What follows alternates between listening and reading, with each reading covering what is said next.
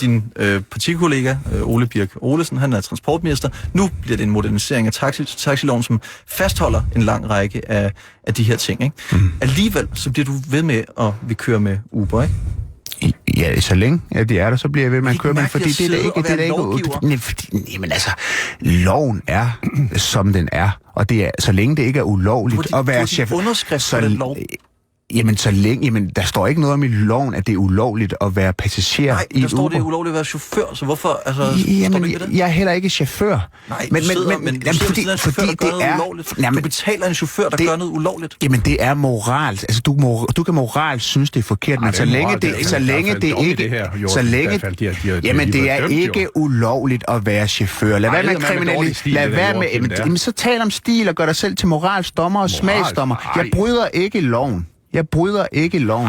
Det er du da. Nok ude i fejnsmæk, med bryder loven, for dem du kører med er blevet dømt for, at det er ulovligt, det de laver. Når folk ikke gør noget, der er ulovligt, når folk ikke bryder loven, så er det smagsdommeri at sige, at det er forkert. Jamen, det gør han så, fordi vi har en uhensigtsmæssig lovgivning på det her område. Men der er masser af eksempler igennem historien på, at vi har haft uhensigtsmæssig lovgivning, som så på et eller andet tidspunkt bliver lavet om, fordi man godt kan se, det her, nogle gange er det loven, der er noget galt med. Hvis folk bare sådan en guerillabevægelse, der er ude på simpelthen bare at gå imod loven. Altså, jeg synes da simpelthen, at du kan da mene, hvad du vil, men at du direkte bidrager til en ulovlig handling. Er dit had til det organiserede arbejdsmarked virkelig så stor, at du da personligt vil bidrage til at gå imod de domme, der er faldet over for de her Uber-chauffører? Jeg har ikke noget had til et organiseret arbejdsmarked.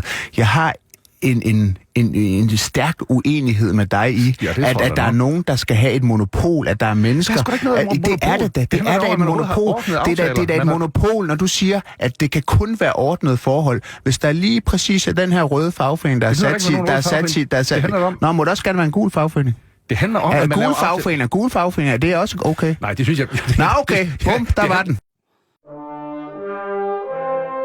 Radio 24/7. Den originale taleradio.